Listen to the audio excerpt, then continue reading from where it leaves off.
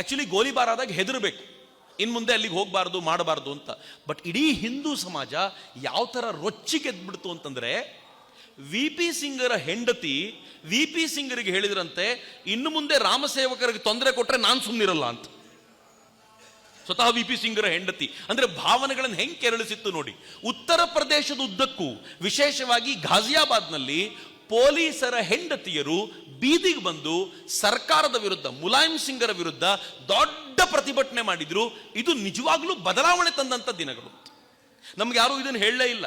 ಇವತ್ತೇನಾದ್ರೂ ಹಿಂದುತ್ವದ ಈ ಅಲೆ ಎದ್ದಿದೆ ಅಂತ ನಿಮ್ಗೇನಾದ್ರೂ ಅನ್ಸಿದ್ರೆ ಅದಕ್ಕೆ ದೊಡ್ಡ ಕಾರಣ ಅವತ್ತು ಈ ಕರಸೇವಕರು ಅಲ್ಲಿಗೆ ಹೋಗಿ ಮಾಡಿದ ಸಾಹಸ ಇದೆಯಲ್ಲ, ಅದು ಮೂಲ ಕಾರಣ ಅಂತ. ನಮ್ಗೆ ಉಲ್ಟಾ ಏನ್ ಹೇಳ್ತಾರೆ ಗೊತ್ತಾ? ನಮ್ಗೆ ಉಲ್ಟಾ ಏನ್ ಹೇಳಲಾಗುತ್ತೆ ಅಂತಂದ್ರೆ, ಇವತ್ತು ಮುಸಲ್ಮಾನರಲ್ಲಿ ಈ ಭಾವನೆ ಬಂದಿರೋದು ಯಾಕೆ ಅಂತಂದ್ರೆ, ಮುಸಲ್ಮಾನರ ಕಟ್ಟಡ ಉರುಳಿಸಿದ ಮೇಲೆ ಅಂತ. ಅದು ಮುಸಲ್ಮಾನರ ಕಟ್ಟಡ. ಅವ್ರು ಏನು ಬಾಬರಿ ಮಸೀದಿ ಅಂತ ಕರಿತಿದ್ರು, ಬಾಬರಿ ಮಸೀದಿ ಅಂತ ಕರಿತಿರ್ಲಿಲ್ಲ, ಅದಕ್ಕೆ ಜನ್ಮಸ್ಥಾನ್ ಮಸ್ಜಿದ್ ಅಂತ ಕರಿತಾ ಇದ್ರು. ಆ ಕಟ್ಟಡ ಉರುಳಿದ ಮೇಲೆ ಅವ್ರು ಇವತ್ತು ಭಯೋತ್ಪಾದಕತೆಗೆ ಏರ್ತಿದ್ದಾರೆ ಅಂತ. ಸುಳ್ಳು. ಮುಸಲ್ಮಾನರಿಗೆ ಭಯೋತ್ಪಾದನೆ ಮಾಡ್ಲಿಕ್ಕೆ ಒಂದು ರೀಸನ್ ಬೇಕಿಲ್ಲ ರೀ. ಮುಸಲ್ಮಾನರು ಪಾಕಿಸ್ತಾನದಲ್ಲೂ ಭಯೋತ್ಪಾದನೆ ಮಾಡ್ತಾರೆ ಅವ್ರದೇ ಜನರ ನಡುವೆ. ಮುಸಲ್ಮಾನರು ಬಾಂಗ್ಲಾದೇಶದಲ್ಲೂ ಮುಸಲ್ಮಾನರನ್ನು ಕೊಲ್ತಾರೆ. ಸಿರಿಯಾದಲ್ಲಿ ನಡೀತಾ ಇರುವಂತ ಗಲಾಟೆಗೆ ಹಿಂದೂಗಳ ಕಾರಣ ಅಲ್ಲ, ಮುಸಲ್ಮಾನರನ್ನು ಕೊಲ್ಲೋದು. ಅಂದ್ರೆ ಅವರನ್ನೂ ಕೊಲ್ಲಲಿಕ್ಕೆ ಯಾವುದೋ ರೀಸನ್ ಬೇಕಾಗಿಲ್ಲ. ಹಿಂಗಾಗಿ ಅವ್ರು ರೀಸನ್ ಇಂದ ಆಗಿದ್ದಲ್ಲ. ಆದ್ರೆ ಹಿಂದೂಗಳು ಏಕತ್ರಗೊಂಡಿದ್ದು ಮಾತ್ರ ಆ ರಾಮನ ಕಾರಣಕ್ಕೋಸ್ಕರ ಅನ್ನೋದರಲ್ಲಿ ಯಾವ ಅನುಮಾನ ಅಂತೂ ನನಗೂ ಇಲ್ಲ. ಆದ್ರೆ 90ರ ನಂತರ ಈ ಇಡೀ ದೇಶದಲ್ಲಿ ಕರಸೇವೆಯ ಒಂದು ಹುಚ್ಚು ಹತ್ತಿತ್ತಲ್ಲ. ಏನೇ ಆಗಲಿ ರಾಮ ಮಂದಿರವನ್ನು ನಿರ್ಮಾಣ ಮಾಡಲೇಬೇಕು ಅಂತ. ಅದರ ಹಿನ್ನೆಲೆಯಲ್ಲಿ 1992ರಲ್ಲಿ ಮತ್ತೊಮ್ಮೆ ಕರಸೇವೆಗೆ ಕರೆ ಕೊಡಲಾಯಿತು, ಡಿಸೆಂಬರ್ 6ಕ್ಕೆ. ಮತ್ತು ಅಲ್ಲಿನ ಜನ, ಉತ್ತರ ಪ್ರದೇಶದ ಜನ ಮುಲಾಯಂ ಸಿಂಗ್ ಸರ್ಕಾರವನ್ನು ಕಿತ್ತೊಗೆದು ಕಲ್ಯಾಣ್ ಸಿಂಗರ ಬಿಜೆಪಿ ಸರ್ಕಾರಕ್ಕೆ ಪೂರ್ಣ ಬಹುಮತವನ್ನು ಕೊಟ್ಟು ನೀವು ಅಧಿಕಾರ ಮಾಡಿ ಅಂತ ಹೇಳಿದ್ರು ಅಂತ. ಅವ್ರ ಅಧಿಕಾರಕ್ಕೆ ಬಂದ ನಂತರ ಒಂದು ವಿಶ್ವಾಸ ಇತ್ತು, ಈಗ ಏನ್ ಬೇಕೋ ಹಂಗಾಗತ್ತೆ, ಶಾಂತಿಯುತವಾಗಿ ಮಾಡೋಣ, ನಾವು ಜನರಿಗೆ ಮಾತು ಕೊಟ್ಟಿರೋದನ್ನು ಉಳಿಸ್ಕೊಳ್ಳೋಣ ಅಂತ ಬಿಜೆಪಿ ಲೀಡರ್ಗಳು ಹೋದ್ರು. ಸೀತಾ ಅಂತ ಒಬ್ಬ ಲೇಖಕಿ ಒಂದು ಇಂಗ್ಲಿಷ್ ಪತ್ರಿಕೆಗೆ ಅವತ್ತು ರಿಪೋರ್ಟ್ ಮಾಡಿದ್ದಾಳೆ. ಆ ರಿಪೋರ್ಟ್ನ ನಾನು ನೋಡ್ತಾ ಇರಬೇಕಾದ್ರೆ ಅನ್ನಿಸ್ತಿತ್ತು ಹೆಂಗ್ ನಡೆದಿದ್ದಿರ್ಬೋದು ಅಂತ. ಬೆಳಗ್ಗೆ 6 ಗಂಟೆಗೆ ಇಲ್ಲಿ ಬರ್ತಾರೆ, ಏನು ಗಲಾಟೆ ನಡೆಯೋದಿಲ್ಲ ಅಂತ. ಆ ಕಟ್ಟಡದ ಹತ್ತಿರದಲ್ಲಿರುವಂತ ಕಟ್ಟಡದ ಮೇಲೆ ಈ ಪತ್ರಕರ್ತರಿಗೆಲ್ಲ ಉಳಿಲಿಕ್ಕೆ ಅವಕಾಶ ಮಾಡಿಕೊಟ್ಟಿದ್ರಂತೆ. ಅಲ್ಲಿಂದ ನೋಡ್ತಾ ಇದ್ರು. 6 ಗಂಟೆ ಆಯ್ತು, 7 ಗಂಟೆ ಆಯ್ತು, 8 ಗಂಟೆ ಆಯ್ತು, ಏನೂ ಆಗ್ಲಿಲ್ಲ. 10 ಗಂಟೆಗೆ ದೊಡ್ಡ ಜನ ಸೇರ್ಬಿಟ್ಟಿದ್ದಾರೆ, ದೊಡ್ಡ ಸಂಖ್ಯೆಯಲ್ಲಿ. ಅವರೆಲ್ಲರೂ ಶ್ರೀರಾಮ್ ಜಯರಾಮ್ ಜಯ ಜಯರಾಮ್ ಘೋಷಣೆ ಮಾಡ್ತಿದ್ದಾರೆ. 10 ಗಂಟೆ ವೇಳೆಗೆ ಮುರಳಿ ಮನೋಹರ್ ಜೋಶಿ ಅವರು, ಅಡ್ವಾಣಿಯವರು ಬಂದರು. ಅವ್ರಿಗೆ ಇಳಿಲಿಕ್ಕೆ ಜಾಗ ಇಲ್ಲ, ಅಷ್ಟು ಜನ. ಹಂಗೆ ಹೋಗಿ ಕೊನೆಗೂ ಒಂದು ವೇದಿಕೆ ಹತ್ಕೊಂಡು ಅವರು ವೇದಿಕೆ ಕೂತ್ರು. ವೇದಿಕೆಯಿಂದ ಭಾಷಣಗಳ ಮೇಲೆ ಭಾಷಣ. ಸಾಧ್ವಿ ರಿತಂಬರ ಇವತ್ತು ಇದ್ದಾರೆ. ಸಾಧ್ವಿ ರಿತಂಬರ ವೇದಿಕೆ ಮೇಲಿಂದ ಒಂದು ಕವನ ಓದಿದ್ರಂತೆ. ಆ ಕವನಕ್ಕೆ ಜನರ ಪ್ರತಿಕ್ರಿಯೆ ಹೆಂಗಿತ್ತು ಅಂತಂದ್ರೆ, ಪ್ರತಿಯೊಬ್ಬರು ಆ ಕವನದ ಜೊತೆ ನಿಂತಿದ್ರು ಅಂತ.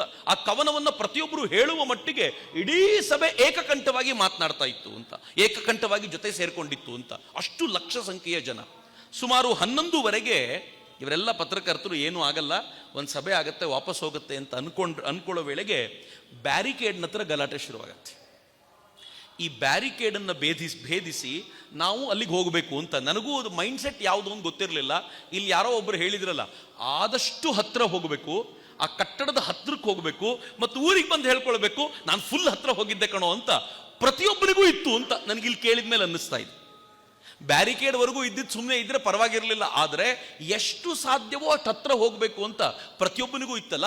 ಬ್ಯಾರಿಕೇಡ್ನತ್ತ ನಿಂತು ಗಲಾಟೆ ಶುರು ಮಾಡಿದ್ರು. ಈ ಗಲಾಟೆ ಎಷ್ಟು ತೀವ್ರವಾಯಿತು ಅಂತಂದ್ರೆ, ಒಬ್ಬ ಸಾಧುಗಳು ಬಂದು ಕೈಯಲ್ಲಿ ಲಾಠಿ ತಗೊಂಡು ಗಲಾಟೆ ಮಾಡ್ತಿದ್ದ ರಾಮಸೇವಕರು ಹೊಡೆದ್ರಂತ. ನೀವು ಗಲಾಟೆ ಮಾಡ್ತಾ ಇದ್ದೀರಾ, ಇದರಿಂದ ಎಲ್ಲ ಹಾಳು ಮಾಡ್ತೀರಾ ನೀವು ಅಂತ. ಆದರೆ ಯಾವ ಹೊಡೆತಕ್ಕೂ ಜನ ಬಗಲಿಲ್ಲ. ಜನ ಬ್ಯಾರಿಕೇಡ್ನ ಕಿತ್ಕೊಂಡ್ರು, ಒಳಗೆ ನುಗ್ಗಿದ್ರು. ಒಳಗೆ ನುಗ್ಗಬೇಕಾದಾಗ ಅಲ್ಲಿದ್ದಂಥ ಭಾಷಣ ಮಾಡ್ತಿದ್ದಂಥ ಉಮಾಭಾರತಿಯವ್ರು ಹೇಳ್ತಿದ್ರಂತೆ, ಇಲ್ಲಿ ಇವ್ರು ಏನು ಮಾಡ್ತಾರೋ ಮಾಡ್ಕೊಳ್ಳಿ, ರಸ್ತೆಯಲ್ಲಿರೋರು ರೋಡ್ ಮೇಲೆ ಕೂತ್ಬಿಡಿ, ಯಾವ ಕಾರಣಕ್ಕೂ ಸೆಂಟ್ರಲ್ ಏಜೆನ್ಸಿಯವರು ಸೇನೆ ತೆಗೆದುಕೊಂಡು ಪೊಲೀಸರನ್ನ ಇಲ್ಲಿ ಕರ್ಕೊಂಡು ಬರದೇ ಇರೋ ಥರ ನೀವು ನೋಡ್ಕೊಳ್ಳಿ, ಉಳಿದಿದ್ದು ಇವ್ರು ನೋಡ್ಕೋತಾರೆ ಅಂತ ಹೇಳ್ಬಿಟ್ರಂತ. ಯಾವಾಗ ಜನ ಇಲ್ಲಿಂದ ನುಗ್ಲಿಕ್ಕೆ ಶುರು ಮಾಡಿದ್ರು, ಪೊಲೀಸರು ತುಂಬಾ ಲಾಠಿ ಚಾರ್ಜ್ ಮಾಡ್ಲಿಕ್ಕೆ ಪ್ರಯತ್ನ ಪಡ್ತಿದ್ರು. ಹತ್ರಕ್ಕೆ ಹೋದ ಜನ ಕಲ್ಲು ತೆಗೆದುಕೊಂಡು ಮಸೀದಿ ಎತ್ತ ಹೊಡೆದ್ರು. ಅದು ಮೊದಲನೇ ವರದಿ. ಆ ಸೀತಾ ಹೇಳ್ತಾರೆ, ಇಡೀ ಜನ 1,00,000 ಜನ ಗುಂಪುಗೂಡಿದವರು ಏಕಕಂಠದಲ್ಲಿ ಶ್ರೀರಾಮ್ ಜಯರಾಮ್ ಜಯ ಜಯರಾಮ್, ಶ್ರೀರಾಮ್ ಜಯರಾಮ್ ಜಯ ಜಯರಾಮ್ ಅಂತ. ಒಂದು ನಿಮಿಷ ಸರ್, ಮಾತು ಮುಗಿಸ್ಬಿಡ್ತೀನಿ, ಆಮೇಲೆ ನೀವೇ ಮಾತಾಡಿ.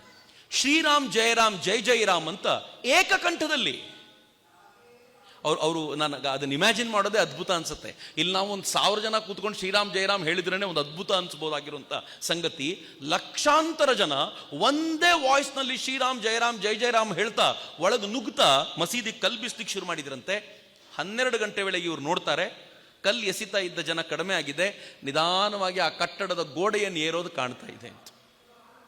ಅತ್ತ ಕಟ್ಟಡಕ್ಕೆ ಗೋಡೆಯನ್ನು ಏರ್ತಾ ಇದ್ರು.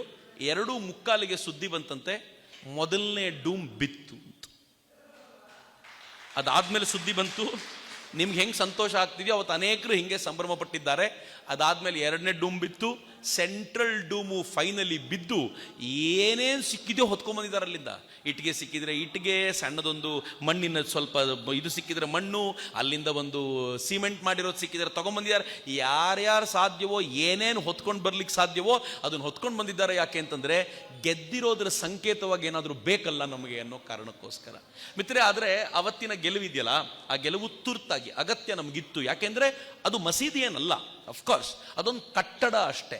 ಅದು ಆ ಕಟ್ಟಡವನ್ನು ತೆಗೆದೇ ಹೋಗಿದ್ದಿದ್ರೆ, ತೆಗಿಲಿಕ್ಕೆ ಆಗಿರ್ಲಿಲ್ಲ ಅಂತಂದಿದ್ರೆ, ಇವತ್ತಿಗೂ ಕೂಡ ನಮ್ಗೆ ಆ ಕಟ್ಟಡದ ಕೆಳಗೆ ಇದ್ದಿದ್ದು ಏನು ಅಂತ ಗೊತ್ತಾಗ್ತಿರ್ಲಿಲ್ಲ. ತೆಗಿಲಿಕ್ಕಂತೂ ಯಾರೂ ಬಿಡ್ತಿರ್ಲಿಲ್ಲ. ಅವತ್ತಿನ ಕರಸೇವಕರು ಹೋಗಿ ಅದನ್ನು ಉರುಳಿಸಿದ ಮೇಲೆ ಕೋರ್ಟ್ ಹೇಳ್ತು, ಹೆಂಗಿದ್ರು ಕಟ್ಟಡ ಹೋಗ್ಬಿಟ್ಟಿದೆ, ಒಂದು ಫೈನಲ್ ಡಿಸಿಷನ್ ತಗೊಂಡ್ಬಿಡೋಣ, ಈ ಕಟ್ಟಡದ ಕೆಳಗೆ ಏನಿತ್ತು ಅಂತ ಹುಡುಕ್ಬಿಡಿ ಅಂತ ಆರ್ಕಿಯಾಲಜಿಕಲ್ ಸರ್ವೆ ಆಫ್ ಇಂಡಿಯಾ ಕೊಟ್ಟರು. ನಿಮ್ಗೆ ಆಶ್ಚರ್ಯದ ಸಂಗತಿ ಹೇಳ್ತೀನಿ, ಕೆ ಮೊಹಮ್ಮದ್ ಆ ಟೋಟಲ್ ಎಕ್ಸ್ಕವೇಷನ್ ಲೀಡ್ ಮಾಡ್ತಾ ಇದ್ರು, ಒಬ್ಬ ಮುಸ್ಲಿಂ. ಅವ್ರು ಲೀಡ್ ಮಾಡಿದವರು ಫೈನಲ್ ರಿಪೋರ್ಟ್ ಕೊಟ್ಟಾಗ ಹೇಳಿದರು, ಒಂದು ದೇವಸ್ಥಾನದ ಅವಶೇಷಗಳಿವೆ, ನಿಶ್ಚಿತವಾಗಿ ಒಂದು ದೇವಸ್ಥಾನ ಇಲ್ಲಿತ್ತು. ಆದರೆ ಆರ್ಕಿಯಾಲಜಿಕಲ್ ಸರ್ವೆ ಆಫ್ ಇಂಡಿಯಾಕ್ಕೆ ಹೇಳಲಾಗದ ಒಂದೇ ಒಂದು ಸಂಗತಿ ಅಂತಂದ್ರೆ, ಈ ದೇವಸ್ಥಾನವನ್ನ ಕೆಡವಿ ಇದನ್ನು ಕಟ್ಟಿದ್ದಾರೋ ಅಥವಾ ದೇವಸ್ಥಾನ ಮೊದಲೇ ಬಿದ್ದಿತ್ತೋ ಇದನ್ನು ನಾವು ಹೇಳಲಿಕ್ಕಾಗಲ್ಲ.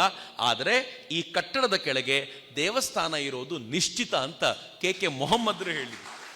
ಕೆ ಮೊಹಮ್ಮದರ ನಾಲೆಜ್ ಇದೆಯಲ್ಲ, ಬಹುಶಃ ನಾನು ಮತ್ತು ನೀವು ಏನು ಹಿಂದೂ ದೇವಸ್ಥಾನಗಳ ಬಗ್ಗೆ ತಿಳ್ಕೊಂಡಿದ್ದೀವೋ ಅದಕ್ಕಿಂತಲೂ 10 ಪಟ್ಟು ಹೆಚ್ಚು ನಾಲೆಜ್ ಅವರಿಗೆ. ನಮ್ಗಳ ಬಗ್ಗೆ ಬೇಜಾರಿದೆ ಅವರಿಗೆ.